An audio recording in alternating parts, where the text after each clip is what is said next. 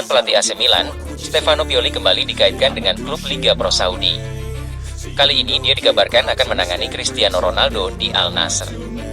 Menurut laporan dari jurnalis Saudi, Palasport dan outlet Italia calciomercato.com, Al Nassr hampir memecat pelatih mereka saat ini, Luis Castro, dan telah menyiapkan beberapa nama sebagai penggantinya, termasuk Stefano Pioli. Apapun hasil pertandingan pekan depan, Castro kemungkinan akan dibebas tugaskan setelah pertandingan melawan Al Ahly.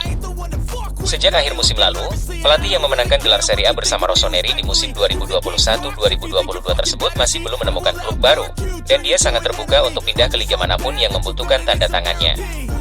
Menurut beberapa laporan sebelumnya, secara teknis Pioli masih terikat kontrak dengan Milan. Hal ini disebabkan karena pihak Rossoneri tidak bersedia melakukan pembayaran finansial bagi sang pelatih, dan hanya siap membayar gajinya saja.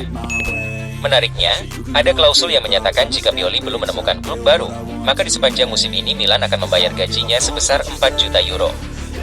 Namun jika Pioli menemukan klub baru, maka perjanjian tersebut otomatis gugur. Dengan adanya klausul ini, sudah tentu klub yang menginginkannya harus bisa memberikan lebih, atau setidaknya sama dengan yang diberikan Milan, dan hal tersebut hanya bisa diberikan klub-klub Liga Pro Saudi.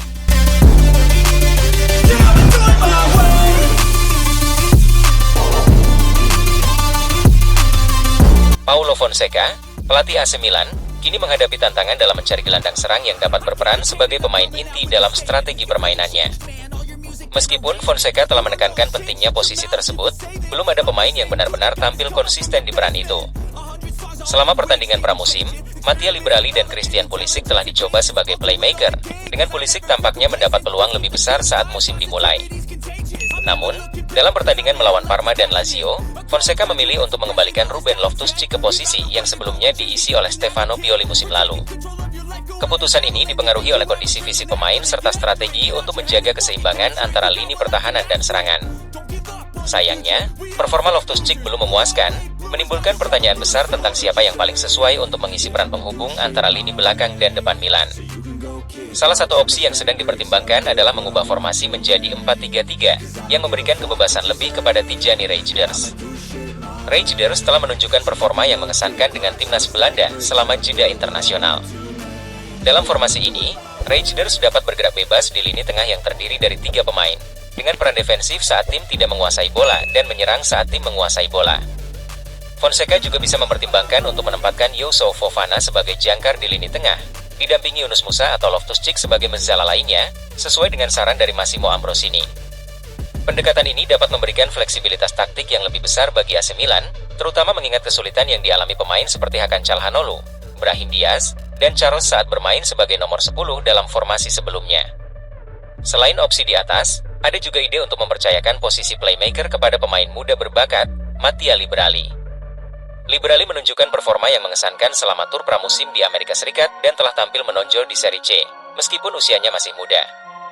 Memberikan kesempatan kepada Liberali mungkin berisiko, tetapi bisa menjadi keputusan berani yang memberikan dampak positif bagi tim. Dilema Fonseca dalam menentukan gelandang serang utama AC Milan menegaskan betapa pentingnya peran ini dalam strategi permainan tim. Dengan berbagai opsi yang ada, dari pemain berpengalaman hingga bakat muda, keputusan Fonseca dalam beberapa minggu ke depan akan sangat penting dalam menentukan arah permainan dan kesuksesan Milan di musim ini.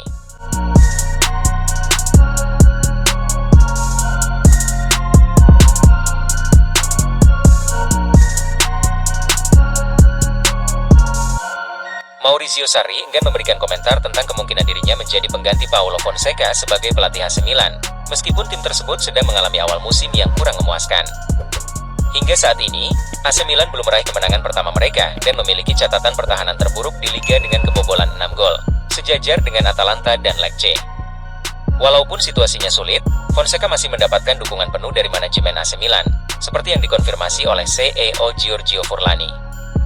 Namun, spekulasi tentang kemungkinan pemecatan Fonseca terus beredar, terutama jika Milan kalah dalam pertandingan penting melawan Liverpool dan Inter. Sarri, yang sebelumnya sempat dikaitkan dengan posisi pelatih Milan sejak awal musim panas, memberikan tanggapan singkat saat diwawancarai oleh La Gazzetta dello Sport. Ketika ditanya tentang kemungkinan dirinya menggantikan Fonseca, Sarri memilih untuk menjaga rasa hormat dan tidak terlibat dalam spekulasi tersebut. Saya merasa tidak pantas membahas hal ini saat ini. Harus ada rasa hormat. Paulo Fonseca adalah pelatih yang bagus dan orang yang berkelas. Saya pernah bertemu dengannya, ujar Sarri. Dia masih di awal perjalanan karirnya dan seharusnya diberikan ketenangan. Saya tidak ingin terlibat dalam diskusi ini. Milan memiliki potensi untuk berkembang secara positif. Skuadnya kuat, ditambahnya. Sarri dengan tegas menunjukkan sikap profesional dengan menolak terlibat dalam rumor tersebut, sementara masa depan Fonseca di AC Milan akan sangat bergantung pada hasil pertandingan-pertandingan berikutnya.